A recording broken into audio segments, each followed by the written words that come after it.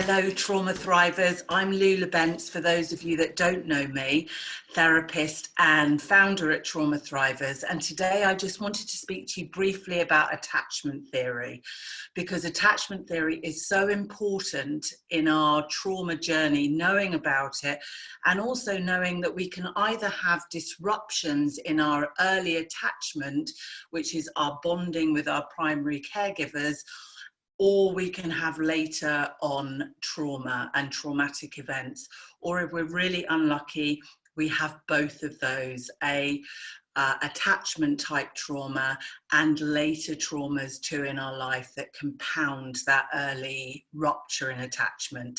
So what is attachment? Well, it's the brainchild of a guy called John Bowlby, who in the 50s and 60s looked at the relationship between a mother and her child and the patterns of interaction and what happened when they separated and the mother went away. And he came up with 4 categories of attachment, from on the one hand very secure and bonded, to on the other hand completely what he called disorganized attachment and not bonded at all. The 2 other types of attachment which are in the middle is one, the anxious avoidant type, and then the other, the preoccupied or ambivalent anxious type of attachment.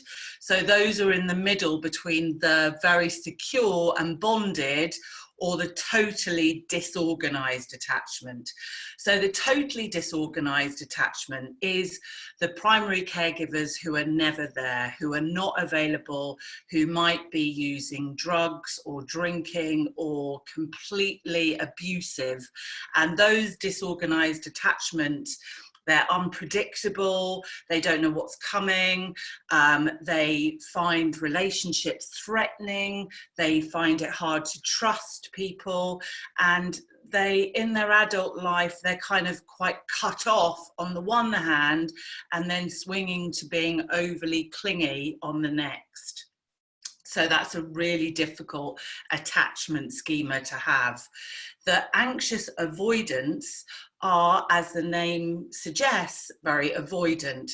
They hide their emotions. They learn to be little adults and very self-contained because they've probably grown up in an environment where it wasn't really okay to show their feelings or to get their needs met. They grow into quite solitary and isolatory figures, and they tend to repress their emotions. On the other hand, we have the more preoccupied or the ambivalent type attachments, and they are different to the avoidance in that they don't hide. They tend to do everything on the extreme. So they're quite big with their emotions. They get very angry, they get very upset, they share themselves, but often too much, and they can come across as quite clingy.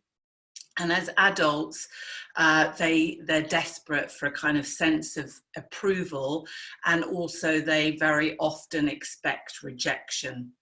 So that becomes almost a self-fulfilling prophecy for them, because they expect rejection, and then what happens? They become very clingy or needy or angry, and then people just want to reject them. So why and how do we repair this attachment wounding? How do we start to get a sense of being attached and secure? Because that's what the type of attachment in adulthood, a secure attachment, means that we have very deep, close, intimate relationships, and that we can bond and trust people more easily. Well, obviously, the mother was there in infancy to try and regulate or help regulate the baby's brain and set up what we call the ventral vagal tone, which is the brake that allows us to be able to modulate and regulate our emotions later on.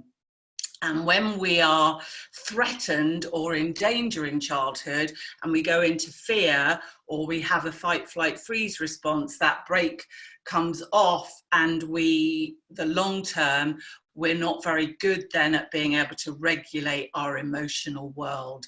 And we've got no body and haven't had any co-regulation growing up. So we haven't been shown how to do it.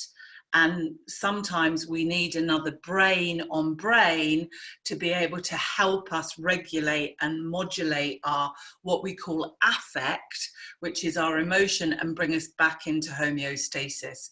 So really, that's what good therapy hopefully does, because all is not lost. I always am very keen to say in all of my videos that if it hasn't happened yet, it still can happen, because the brain is always plastic, neurogenesis is always happening, and it's never too late to have that attachment bond repaired. And that's what good therapy is, really. We are seeking as therapists to repair that rupture in attachment and to become that safe other as often as we can, to be able to be somebody who is in our own homeostatic place and calm and hopefully regulated most of the time, although occasionally, obviously, even therapists can come in a bit dysregulated.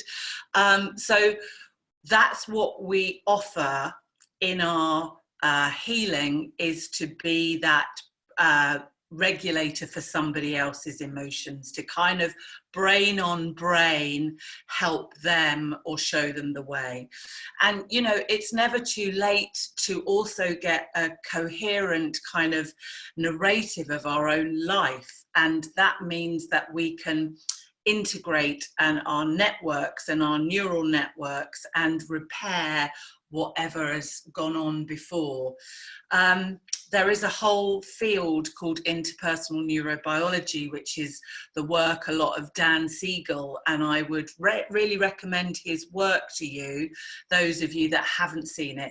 It's excellent work, and it talks about a brain on brain and how our right hemisphere basically interlinks and interconnects with somebody else's, and how we can learn to attune and resonate those brains so that somebody isn't going into hyper-arousal or hypo-arousal on the other end.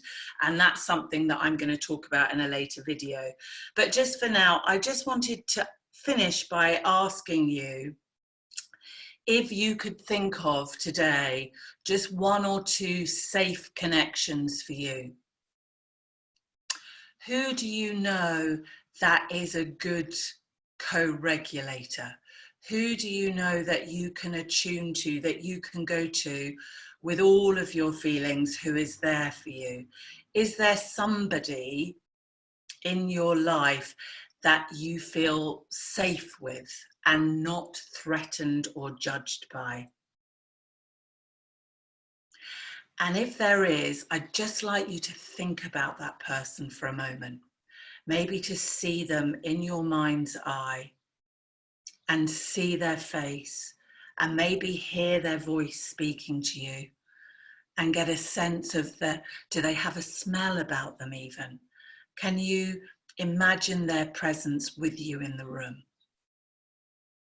Because the more we can start to embody a safe other, the more we can start to co-regulate and engage, change our attachment histories.